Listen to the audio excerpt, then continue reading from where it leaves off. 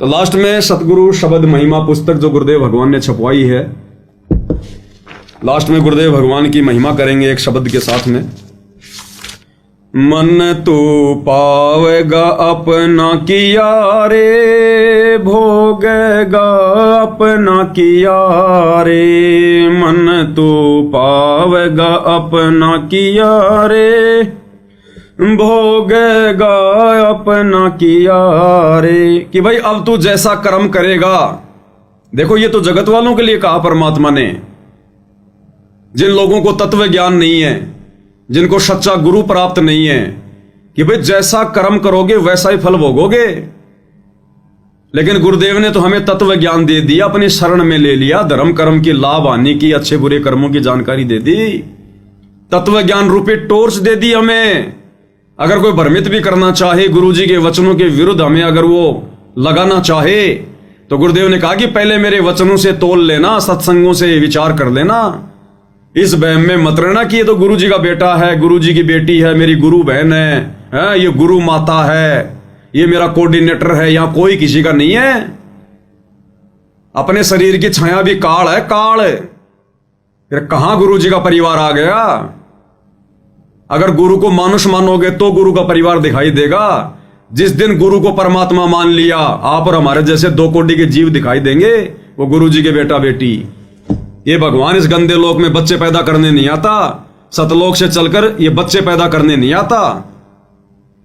ये तो परमेश्वर एक लीला करके दिखा रहे हैं वर्तमान में, आप और हम तक ये ज्ञान पहुंचाने के लिए। तो अंधे होके चलेंगे तो फिर वही होगा। और सतगुरु के भगत होकर फिर यदि हम गलती कर रहे हैं, जगत वालों से कई गुना ज्यादा पाप के भागी बनते हैं, फिर हम कई गुना ज्यादा पाप के भागी। मन तू पावेगा अपना किया रे, भोगेगा अपना किया रे। मन तू पावेगा अपना किया रे, भोगेगा अपना किया रे। कि तेरा किया तू ही भोगेगा, तेरा भगत भाई भी तेरा सहयोगी नहीं बनेगा, नहीं बंटवाएगा। खुद के कर्म खुद ने भोगने पड़ेंगे। इसलिए गुरुजी कहते हैं सोच समझ के चलना चाहिए। आज जो तुम इन कुपात्रों को ज्योति पाठ और दान का पैसा दे रहे हो, इन कुपात्रों के पीछे, आश्रम वालों के पीछे अंधे होके चल रहे हो, गुरुजी के सत्संगों पर जरा भी तुम लोग विचार नहीं कर रहे, तो गुरुदेव भगवान कह रहे हैं अंत में तुम्हारा किया तुम भोगोगे, और मैनेजमेंट वाले अपना किया वो खुद भोगेंगे। एक दूसरे के वो कर्म नहीं बंटवा सकते। राजा राम की कार उलंगी, सीता लंक मंझारे। राजा राम की कार उलंगी, सीता लंक मंझारे। सेतु बंध्या जब से ना उतरी, चढ़ गए पदम 18। मन तो पावेगा अपना किया रे, भोगेगा अपना किया रे। मन तो पावेगा अपना किया रे, भोगेगा अपना किया रे। उदाहरण देकर समझा रहे हैं गुरुदेव भगवान। राजा राम की कार उलंगी, सीता लंक मजारे। सीता ने मर्यादा तोड़ी थी। जब काल रूपी रावण ने छलबल किया उसका अपहरण करने के लिए, रावण ने अपने मामा मारीच को सोने का हिरण मृग बना दिया और खुद एक साधु का वेश धारण करके छलबल से सीता का हरण करने के लिए आया। रामचंद्र जी तो उधर भग गए हिरण के पीछे, वो नहीं जा रहे थे, लेकिन सीता जिद की पक्की थी, नहीं मानी। कहते ना कि त्रिया हट और बाल हट, इनके आगे झुकना पड़ता है माता पिता को। तो श्री रामचंद्र जी को अपनी पत्नी के हट के आगे झुकना पड़ा, क्योंकि रामचंद्र जी को तत्व ज्ञान नहीं था। अगर वर्तमान का कोई भगत होता तो 2 मिनट में कह देता भगवान तने जो करना कर, तेरे लिए मैं मेरी मर्यादा तोड़ूंगा क्या? मैं मूर्ख हूं क्या? सोने का भी कोई हिरण होता है क्या? ये तो कोई माया है, माया। लेकिन उसको तत्व ज्ञान नहीं था भाई, और उसके सिर पे काल बैठा था। इसलिए सोने के हिरण के पीछे दौड़ लगा दी। अब हम जिसको सीता माता कह के जिसकी पूजा किया करते थे, वो अपने पति की भी बात नहीं माना करती थी, अपने पति की भी बात। वो पतिव्रता भी नहीं थी ढंग से। पतिव्रता केवल वो ही नहीं होती जो अपने पति के अलावा किसी और से शारीरिक संबंध ना बनाए। वो स्त्री भी पतिव्रता नहीं होती जो छोटी छोटी बातों पे घर में झगड़ा रखे, लड़ाई रखे, सास ससुर के साथ में, अपने पति के साथ में, अपनी पत्नी अपने पति की बातों को ना माने। उन बातों को जो जायज हो, नाजायज बातें तो ठुकरा देनी चाहिए, चाहे कोई भी हो। तो जिसको हम माता सीता कह के आरती उतारा करते थे, उनके मंदिरों में जाके भगवान माना करते थे, अपने पति की भी बात नहीं माना करती थी। और श्री रामचंद्र जी फिर लक्ष्मण जी को छोड़ के चले गए कि भैया तू ध्यान रखना यहां पर, मुझे तो कोई छलबल रखता है, कोई माया लगती है। क्योंकि ये अवतार पुरुष हैं, इनको भी आभास होता है। पूर्ण ज्ञान नहीं होता कि मैं अवतार हूं, मैं विष्णु हूं, ये है वो नहीं। जैसे द्रौपदी, वो दुर्गा का क्या थी, अंश, लेकिन वो दुर्गा वाला ज्ञान नहीं था उस द्रौपदी को। तो थोड़ा बहुत इनको महसूस जरूर होता है, क्योंकि ऊपर के लोगों से, आम व्यक्तियों से ज्यादा शक्ति संपन्न होके आते हैं। तो श्री रामचंद्र जी ने कहा कि मुझे कोई छलबल लगता है, कोई माया लगती है राक्षसों की, और तू यहां रहना सीता के पास में, ध्यान रखना, ये नहीं मानने वाली है, नहीं तो फिर शाम को फिर खाना नहीं मिलेगा अपने को आज। तो रामचंद्र जी तो चले गए, पीछे से लक्ष्मण जी। अब उधर से वो माया थी, काल का जाल था। श्री रामचंद्र जी की आवाज में उधर से आवाज निकाली, आकाशवाणी हुई, हाय भाई मर गया, हाय भाई मर गया। अब देखो भाई और बहनों, ये एआई तो आजकल आई है जो किसी की भी आवाज की टू कॉपी कर देती है। अब बताओ, त्रेता युग में भी एआई थी? आकाशवाणी श्री रामचंद्र जी की आवाज में हुई, बिना मोबाइलों के, बिना एआई के। ये आध्यात्मिक विज्ञान के आगे, ये वर्तमान की भौतिक विज्ञान, ये वैज्ञानिक परमात्मा से थोड़ी बहुत लेके ये प्रेरणा, और ये टीवी, रेडियो, इंटरनेट मोबाइल बना लिए, अपने आप को भगवान समझ बैठे। त्रेता में कहां थी तुम्हारी एआई, कहां थी तुम्हारी विज्ञान? आध्यात्मिक विज्ञान के आगे 0/0 है ये वर्तमान की विज्ञान, 0। आकाशवाणी हुई श्री रामचंद्र जी की आवाज में, और सीता घबरा गई कि तेरे भाई पे संकट आ गया, तू जा तेरे भाई को बचाने। अब ये दुनिया वालों ने शिक्षा लेनी चाहिए। अरे दुनिया जिस श्री रामचंद्र जी को सर्वशक्तिमान मान के, तीनों लोगों का स्वामी मान के, भगवान मान के पूज रही है, उस सीता को भी उस राम पे विश्वास नहीं था कि वो 1-2 राक्षसों का भी सामना कर लेगा। जब सुनी आवाज, हाय भाई मर गया, हाय भाई मर गया, तो सीता घबरा गई और कह रही है, जा तेरा भाई संकट में है, श्री राम संकट में है। अरे राम ही संकट में आ गया तो फिर काहे का राम है? फिर भक्तों का क्या संकट निवारण करेगा जब खुद ही संकट में आ गया? तो ये अध्यात्म से भाई और बहनों समझ में आएंगी सारी बातें। दुनिया विचार नहीं कर सकती बिना सतगुरु के, बिना उनके तत्व ज्ञान के। दुनिया चले ना श्री राम के बिना, और राम जी चले ना हनुमान के बिना। राम जी तो वहां कर रहे, हाय भाई मर गया, हाय भाई मर गया, और सीता को विश्वास नहीं हो रहा। उसने सोच लिया मर सकता, कोई बड़ी बात नहीं है। और लक्ष्मण को बोले तू जा। लक्ष्मण बोला, नहीं भाभी, मुझे कोई काल का षड्यंत्र लगता है, ये कोई माया है, मेरे भाई पे संकट नहीं आ सकता। तो गुरुदेव ने बताया, अंत में सीता ने ऐसी कटी जली बातें कह दी कि तू तो ये चाहता कि तेरा भाई मर जाए और तू मुझे अपनी पत्नी बना ले, तेरी नीयत में खोट है। अंत में यहां तक सीता ने बोल दिया, जिसको हम माता कह के जिसकी पूजा करते हैं। अरे जिस माता सीता का अपने देवर के साथ में ऐसा व्यवहार है, आप और हम कलयुग के भगत उसके क्या लगे? कितनी मंदिर में जाके घंटियां खुड़कवा लो, कितनी जय राम सीताराम कर लो, कुछ नहीं होने वाला। जो अपने देवर के साथ में ऐसा व्यवहार कर सकती है, अपने देवर के ऊपर भी शंका व्यक्त कर सकती है, वो लक्ष्मण जिसने 14 साल तक अपनी पत्नी को त्याग कर अपने भैया और भाभी की सुरक्षा के लिए उनके साथ में रहा, अंत में उसको यह फल मिला तो ये फल मिलता है जगत की गुलामी का। अंत में बेचारा दुखी होकर चला गया, लेकिन जाने से पहले एक रेखा खींच गया सीता के चारों तरफ, कोई मंत्र बोल के। उसको लक्ष्मण रेखा तो आप और हम बोलते हैं, असल में वो कोई सिद्धि थी जो मंत्र बोल के एक रेखा खींच दी। उसने नहीं कहा था कि मैंने लक्ष्मण रेखा खींच दी, वो तो हम कह रहे हैं क्योंकि लक्ष्मण ने खींची थी इसलिए हमने उसको लक्ष्मण रेखा का नाम दे दिया। और रेखा का नाम नहीं था लक्ष्मण रेखा, लक्ष्मण ने खींची इसलिए हम लोग बोलने लग गए। वो तो उसने कोई अपना कोई जंत्र मंत्र बोल के, जो भी उसके पास में कोई सिद्धि थी, उसने वो रेखा खींच दी और बोला इससे बाहर मत जाना और हमारे पे इतना तो रहम कर देना तू देवी। अब जो पहले ही मर्यादा में नहीं है, अपने पति के साथ में जिद करके उसे भेज दिया, अपने देवर को उल्टी सीधी बातें बोल के उसको निकाल दिया।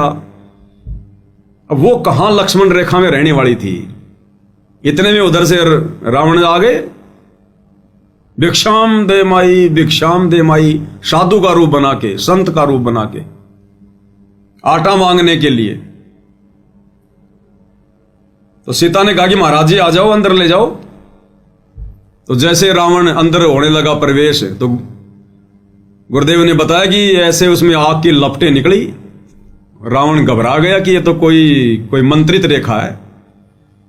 फिर रावण ने दूसरा जो है वो तरीका अपनाया, उसको डराया।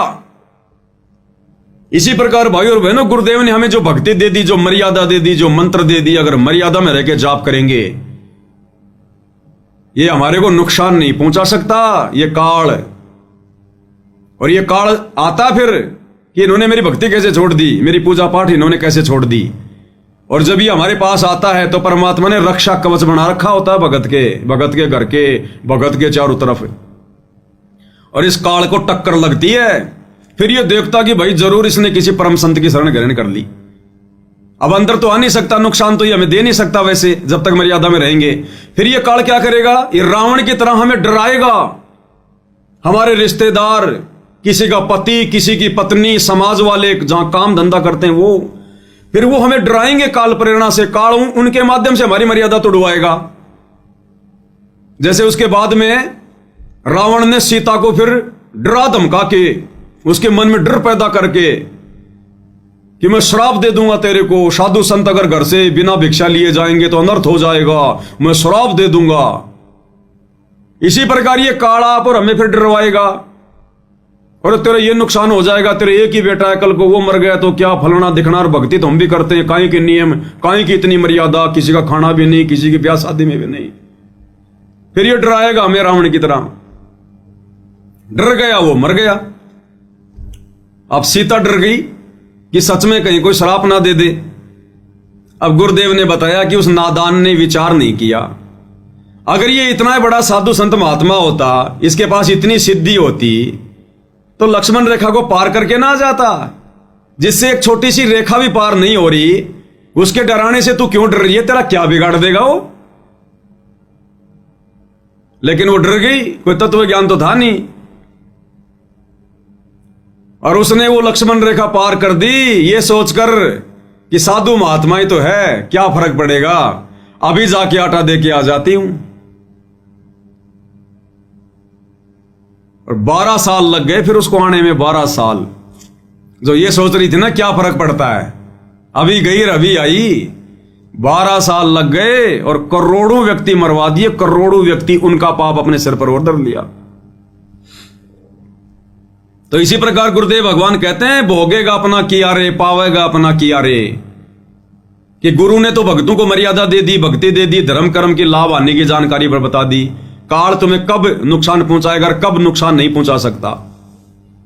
अब अगर तुम हल्के में लोगे सीता की तरह इन मर्यादाओं को कि क्या फर्क पड़ता है, छोटी सी तो मर्यादा है, क्या फर्क पड़ता है, स्टेडियम में तो बनाना है, क्या फर्क पड़ा है, हमारी 36 बिरादरी के भाई हैं, चलो आरक्षण में, अरे क्या फर्क पड़ा है, बना दो जाटों की धर्मशाला, खूब पैसा आ रहा है, क्या फर्क पड़ा है, परशुराम की जयंती में अब गैरा भाई, अरे कबीर जी की जो जयंती मना रहे हैं वो नकली कबीर पंथी सिरसा में, चलो क्या फर्क पड़ता है, बैठो बैठो बसों में।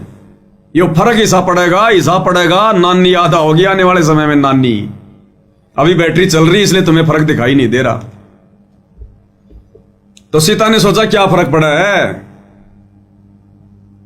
रावण ने डाल ली फिर अपने कंधे पे और लंका में जा टेकी। लंका में और 10 साल तक उसके बाग में ना ढंग से नहाना, ना पीना, ना खाना, ऐसी दुर्गति हुई। और 2 साल तक फिर वो लड़ाई चली और करोड़ों लोग मरे, करोड़ों लोग। तब जाके वो सीता वापस घर पे आई। तो इसी प्रकार भाई और बहनों, ये जो शब्द है ना, एक एक लाइन के अंदर एक एक कथा है, शिक्षा है। तो हम भक्तों ने भी कितनी सावधानी बरतनी पड़ेगी, हल्के में ले लेनी। वो लक्ष्मण रेखा थी तो ये सतगुरु रेखा है, मर्यादा। ये जो मर्यादा गुरुदेव ने दे दी ना, ये गुरु रेखा है, सतगुरु रेखा है। वो लक्ष्मण रेखा थी तो ये सतगुरु रेखा है। वो लक्ष्मण ने खींची थी, ये सतगुरु ने बताई है।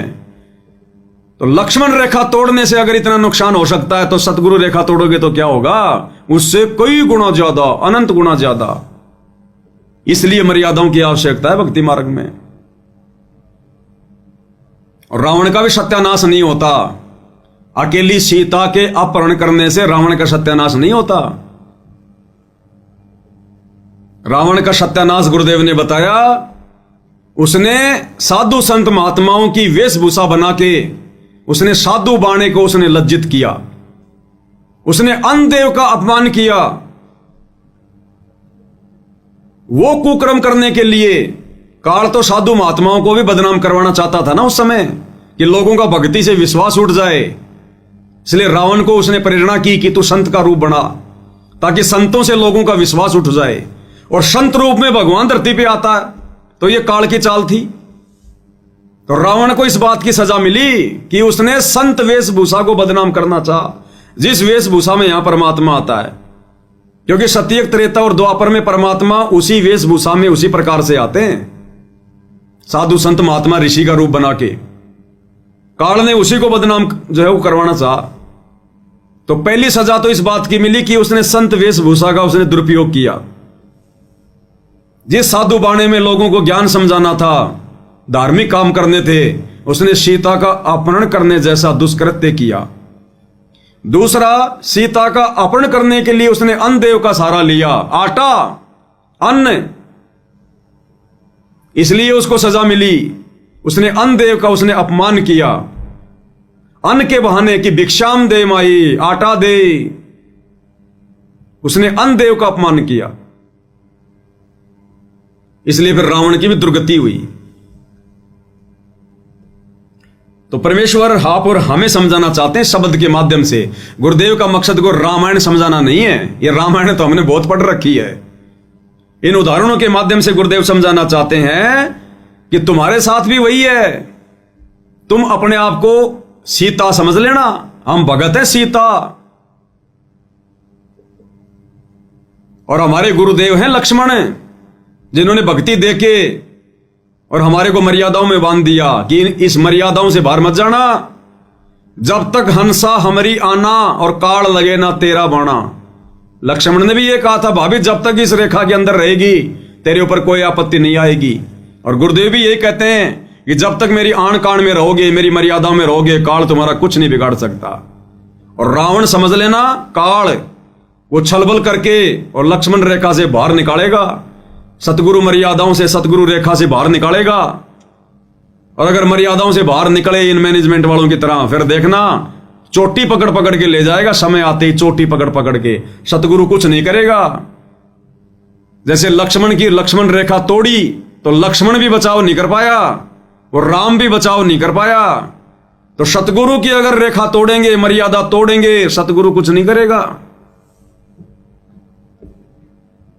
तो कहते हैं, राजा राम की कार उलंगी और सीता लंक मंजारे, और सेतु बंध्या जब सेना उतरी चढ़ गए पदम 18। 18 पदम सेना गई थी, 18 पदम।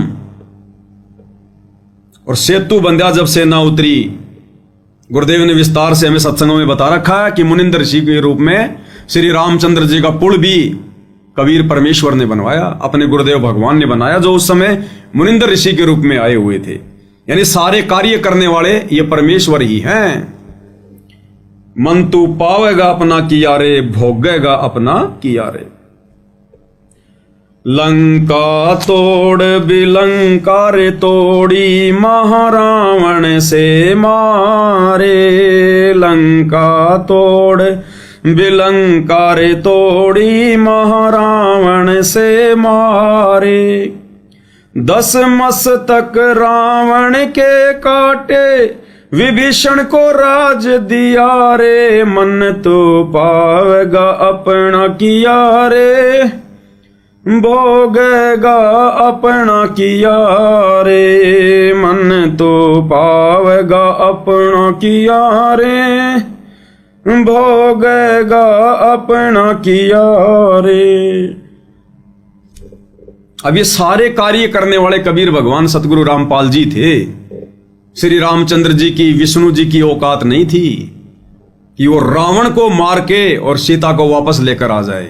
ये कार्य भी कबीर भगवान ने किया राम का रूप बना के, जो गुरुदेव ने हमें सुख संवेद से पढ़ाया गरीबदास जी की वाणियों से।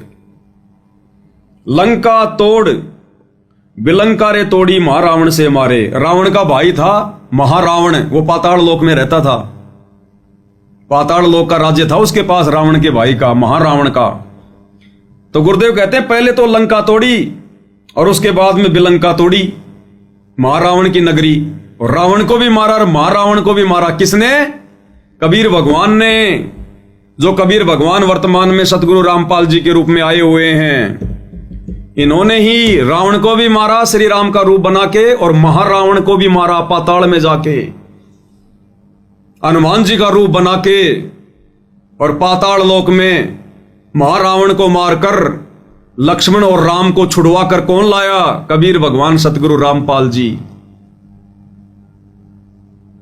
ये परमेश्वर करता है सारे कार्य, और कोई नहीं है यहां करने वाला। परमात्मा कहते हैं सारे खेल हमने किए, हमसे मिले सो निश्चय जिए। एक छोटा सा सत्संग गुरुदेव भगवान के मुख कमल से, ताकि हमें विश्वास हो कि भाई ये करे करावे साइया, मन में लहर उठा, दादू सिर दर जीव का आप बगल हो जा। सारे खेल करने वाले यही कबीर भगवान है। सुनिएगा। और फिर ये भी कहा परमात्मा ने कि हमने ही रावण को मारा। काफी दिन हो गए थे युद्ध होते ने, रावण श्री रामचंद्र जी पर मरा नहीं था। तो परमेश्वर कहते हमने ही उसे राम को के माध्यम से, यानी अपनी उसका हमने तीर ठोका उसका, और मारता दिखता श्री राम, निशाना हमने साधा था उसका, तब वो रावण मरा था। क्या बताते हैं? हम ही रावण मार लंका पर करी चढ़ाई, हम ही 10 सिर मार देवतन की बंद छुटाई। हम ही राम रहीम करीम पूर्ण करतारा, हम ही बांधे सेतु चढ़े संग पद्म 18। हमने ही उस सेतु यानी पुल को हमने ही बांधा था अपनी शक्ति से। क्या कह रहे परमात्मा? सेतु बंध्या जब सेना उतरी और चढ़ गए पदम 18।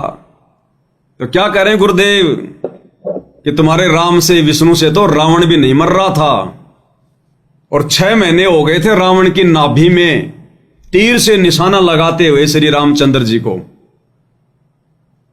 और रावण इतना बड़ा उपराक्रमी था, अपनी नाभि में तीर नहीं लगने दे रहा था। राम को तो यह भी नहीं पता था ये मरेगा कैसे। बहुत दुखी हो गया था, रोने लग गया था कि भगवान ये राक्षस तो मरता ही नहीं है। तब विभीषण ने बताया कि इसकी नाभि में अमृत कुंड है, जब तक तीर मार के उसको नहीं सुखाओगे ये नहीं मरेगा। ये पता होने के बाद भी 6 महीने हो गए श्री रामचंद्र जी को उसके नाभि में तीर मारते हुए। लाखों तीर मार दिए होंगे, रावण ने नाभि में तीर नहीं लगने दिया। अंत में फिर रोने लग गए कोने में बैठ के श्री रामचंद्र, गुरुजी कहते हैं। और जब ये आत्मा पुकार करती है तब वो परमात्मा सुनता है। राम कृष्ण सतगुरु शहजादे, भक्ति कारण यूं हुए पियादे। ये भी बेचारे भक्ति के लिए निकले थे, कलयुग की पिछली पीढ़ी में भी आए थे, लेकिन रह गए, फिर काल ने ठग लिया, मर्यादा तोड़ दी, काल के हत्थे चढ़ गए, बन गए ब्रह्मा विष्णु महेश, फिर ऐसे दुर्गति करता है इनके नीचे भेज के। लेकिन फिर परमात्मा अपनी आत्माओं के पीछे पीछे दौड़ता रहता है। गोता मारूं स्वर्ग में, जा बैठूं पाताल, गरीब दास ढूंढता फिरूं अपने हीरे मोती लाल, और पहुंचूंगा क्षण एक में जन अपने के काज, हिरणा कुश उधर विदारा, नरसिंह जी उधर ल्यूं साज। तो आत्मा तो परमात्मा की है, चाहे विष्णु हो, चाहे ब्रह्मा हो, चाहे शिव हो, चाहे राम हो, चाहे कृष्ण हो। परमात्मा पहुंच गए वहां पर सूक्ष्म रूप में, और रामचंद्र जी ने फिर लगाया निशाना, तो परमात्मा ने पकड़े फिर उसके तीर कमान, उसके हाथों पे धरा अपना हाथ, दुनिया को दिखाई दे रहा है रामचंद्र, और निशाना मारा कबीर भगवान सतगुरु रामपाल जी ने, और एक ही तीर में वो रावण चित्त।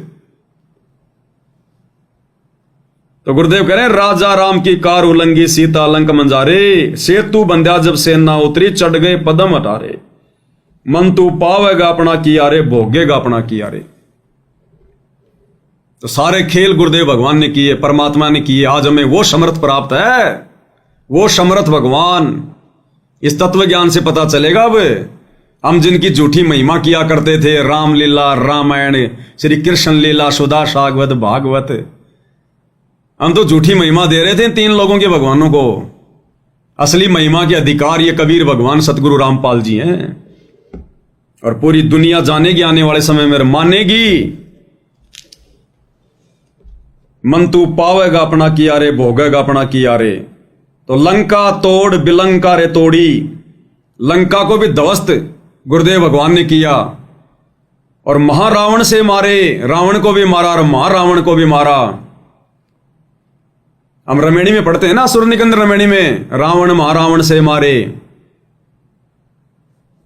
और 10 मस्तक रावण के काटे, विभीषण को राज दिया रे। रावण के 10 मस्तक भी भगवान ने काटे, कबीर भगवान ने। अन्यथा शंकर जी का वरदान रामचंद्र जी कैसे काट देगा उसके शीश? वो तो अवतार रूप में आए हुए थे सीमित शक्तियां लेके।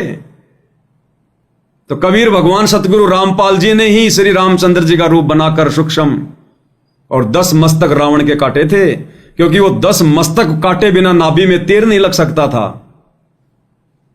और विभीषण को राज दिया रे, और रावण के मरने के बाद में लंका का राजा विभीषण को वो राज्य दशरथ पुत्र रामचंद्र ने नहीं दिया। ये परमात्मा बुद्धि चेंज करता है। वो राज भी कबीर भगवान ने दिया, सतगुरु रामपाल जी ने, क्योंकि त्रेता युग में जब भगवान मुनिंद्र ऋषि के रूप में आए हुए थे और लंका में जाके राजा जो है वो चंद्र विजय भाट को अपनी शरण में लिया, उसके परिवार को अपनी शरण में लिया। और चंद्र विजय भाट की जो पत्नी थी वो मंदोदरी की नौकरानी थी, उसका मनोरंजन किया करती थी। तो मंदोदरी को भी जब ये ज्ञान समझने को मिला तो मंदोदरी ने भी मुनिंद्र ऋषि रूप में आए हुए कबीर भगवान सतगुरु रामपाल जी से उपदेश ले लिया था। और मंदोदरी के कहने से फिर विभीषण ने भी ले लिया था। क्योंकि भाइयों और बहनों, लंका में तो कोई श्री राम का नाम भी नहीं जानता था। और हम लोग सुना करते थे कि जब सीता जी की खोज करने के लिए हनुमान लंका में गया तो वो देख रहा था जा जाके, एक जगह जब वो ऊपर से जा रहा था तो देखा कि नीचे कोई राम राम राम राम कर रहा है, कोई राम राम कर रहा है। उसने हनुमान बड़ा चिंतित हुआ कि लंका में तो कोई राम का नाम भी नहीं जानता, राम है कौन, कहां का है, और राम का नाम कौन ले रहा है यहां। वो गया वहां पर, छुप के सुना, देखा, फिर बातचीत हुई। तो लोग फिर शंका करते हैं कि जब राम का कोई नाम ही नहीं जानता था, कभी राम कभी लंका में गया ही नहीं था उससे पहले, तो रावण का भाई कैसे राम राम राम राम जाप कर रहा था। तो अब गुरुदेव ने अपने तत्व ज्ञान में बताया कि तेरी सीता के हरण से पहले मुनिंद्र ऋषि के रूप में जाके विभीषण को और मंदोदरी को इस कबीर भगवान सतगुरु रामपाल जी ने जाकर जो है नाम उपदेश दे दिया था। और उस समय परमात्मा ने यही मंत्र देने थे उनको भक्ति पे लगाए रखने के लिए, क्योंकि वो विष्णु को ही भगवान मानता था। इसलिए राम नाम का जाप दे दिया होगा परमात्मा ने। वो राम राम राम राम कर रहा अपना। ये पांचों मंत्र, ये शतनाम और ये सारनाम तो वर्तमान कलयुग की पिछली पीढ़ी में देना होता है भगवान ने। इससे पहले तो छींट भी नहीं देता भगवान। उससे पहले तो वही मंत्र देता जिनको वो भगवान मान के पूजते हैं, ताकि इनकी आस्था बनी रहे। तो ये आदि राम पूछ गया था उससे पहले, राम राम शब्द जगत बखाना है, आदि राम कोई बिरला जाना है। ये आदि राम कबीर भगवान, सतगुरु रामपाल जी, ये भिन्न भिन्न वेश धारण करके और ये परमात्मा अपनी आत्माओं को सत भक्ति से जोड़ते हैं। तो वो राज्य भी उसके बाद में, रावण के मरने के बाद, वो राज्य भी उस भक्ति के कारण,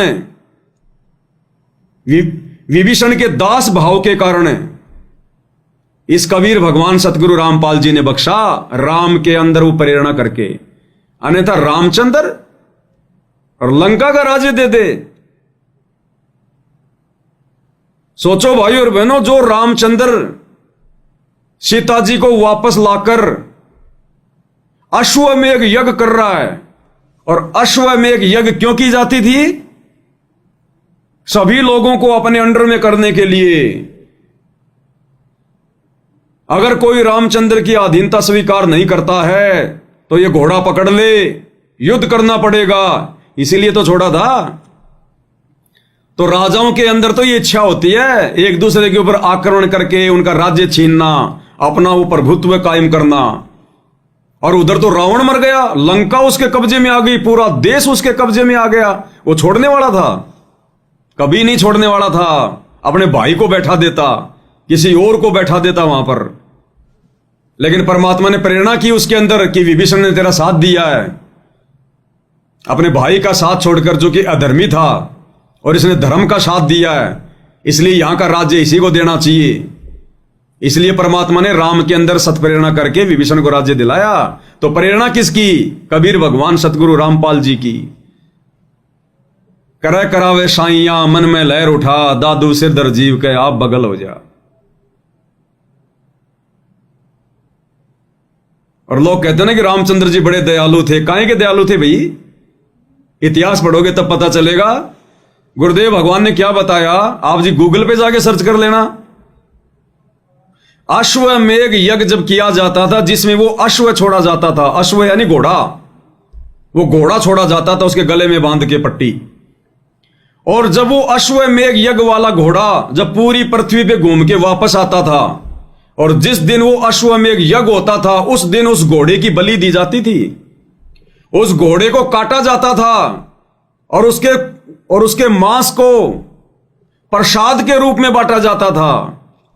यह जानकारी तो आप जी गूगल पे जाके भी देख लेना कि अश्वमेध यज्ञ के बाद में उस घोड़े का क्या किया जाता था। तो रामचंद्र जी ने अश्वमेध यज्ञ किया था, भैंस यज्ञ नहीं किया था। तो काहे के दयालु थे, काहे की दया थी? वो तो जीव हत्या करते थे, जो हत्या करता वो खाता भी होगा। अरे जो लोगों को मांस बांट रहा है घोड़े का, वो प्रसाद बना बना के, तो खुद क्यों नहीं खाता होगा? अब ये हाल था इनका, जिनको हम भगवान मान के पूज रहे थे, परमात्मा मान के पूज रहे थे। दया धर्म की कोई चीज नहीं। तो अब पता चलता है इस परमात्मा के तत्व ज्ञान से, भगवान की शरण में आने से। तो परमात्मा कहते हैं, लंका तोड़ बिलंका रे तोड़ी, महारावण से मारे, 10 मस्तक रावण के काटे, विभीषण को राज दिया रे। गुरुदेव कहते हैं ना, जय तन चाहिए राजपाट तो धर ले ध्यान हमारा।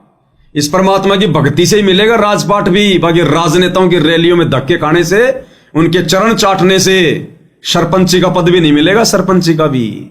ये गुरुजी के दोनों लड़के कहां फूल रहे हैं, चुनाव लड़ने की सोच रहे हैं, और बन भी गए तो निरे अपने कर्म फोड़ोगे, निरे अपने कर्म।